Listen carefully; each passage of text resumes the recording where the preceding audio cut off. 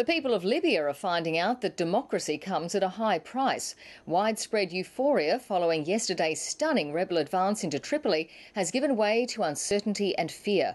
Opposition forces today encountered fierce pockets of resistance in the capital, meaning they can't claim final victory.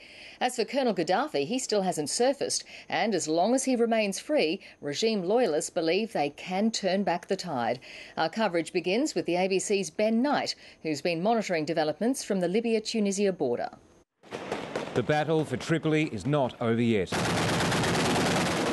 Heavy fighting is still taking place in many neighbourhoods as supporters loyal to Colonel Gaddafi make a last stand. On Sunday, it all looked to be over when the rebels stormed into Tripoli on several fronts. Resistance melted away and government troops laid down their arms. The opposition celebrated in the city's main square on Sunday night, believing they'd won. You know, this revolution is going to end with killing Gaddafi and his son. But Colonel Gaddafi's whereabouts are still a mystery. And in a stunning turn, Gaddafi's son and heir apparent, Saif al-Islam, who rebels claimed they'd captured, suddenly appeared on the streets of Tripoli. He greeted hundreds of supporters, rallying them to the fight back. It's a major blow to the credibility of the rebels. We are going to win because the people are with us. That's why we are going to win. Look at them in the streets, everywhere. Now it's been revealed that another of the Libyan leader's sons, Muhammad Gaddafi, has escaped after being arrested at his home. Both sides in this conflict have been prone to making big statements that don't match reality. But the government in waiting is trying to reassure the international community that it can be trusted not to turn any victory into a vengeful bloodbath. We hope to arrest Gaddafi alive so he can be given a fair trial, which the world will be able to witness, the biggest dictator and the biggest tyrant in the world. And the counter-attack by Gaddafi forces has spread outside of Tripoli. This BBC News crew came under heavy fire as they followed a convoy of rebels towards the capital and directly into an ambush. The ongoing battles have caused more casualties than the hospitals can cope with. Hundreds are believed to have been killed and injured. Well, this is the border between Tunisia and Libya, and Tripoli is 2 hours that way. But at the moment, the frontier is closed. That's because inside that country, Muammar Gaddafi might have lost control, but the rebels have not been able to take control. It's in chaos. Ben Knight. And Ben Knight joins us now. Ben, the rebels are busy making plans for government, but it's a bit early for that, isn't it?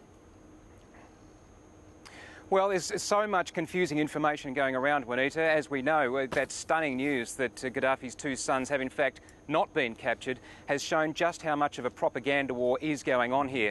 It's the case also that the government is making its own claims, or the Libyan regime is making its own propaganda claims. It's saying that what it did on Sunday was lure the rebels into a trap inside the city of Tripoli, which of course a trap that they're now saying that they've sprung. Personally, I don't believe that either. I think if that had have been the case, then you would have seen a much stronger fight back and the rebels probably would have been annihilated in the city. So it's very, very important from the rebels' point of view to get that momentum back. And the best way for them to do that is for the transitional national government that's been based in Benghazi for the past 6 months to get to Tripoli, to set itself up and to make its claim on the ground, to say, yes, we are in control and we are the new government. It's going to be very difficult for them to do that while they don't control the city. Well, most of the news we're getting now is, of course, coming out of Tripoli. Do we know what's happening in the rest of Libya? Well, as we've seen, it's still a very dangerous place in the outskirts of the capital, but there are still some big questions about what's going on in the south of the country. Muammar Gaddafi's hometown of Sirte has not been captured, and it never has looked like being captured. And there are reports coming out now that there have been Grad rockets fired from that city towards one of the rebel bases, or one of the rebel-held cities of Misrata. There's also a big question about what's going to be happening in the southern tribal areas, where Muammar Gaddafi has long had a lot of support. He's been very, very good at playing off the tribal leaders, at giving them things like control of parts of the armed forces to keep himself in power. So I think the assessment is that this is in its final days, or perhaps weeks, that there is only one way that this can end, and that is with the end of the Gaddafi regime.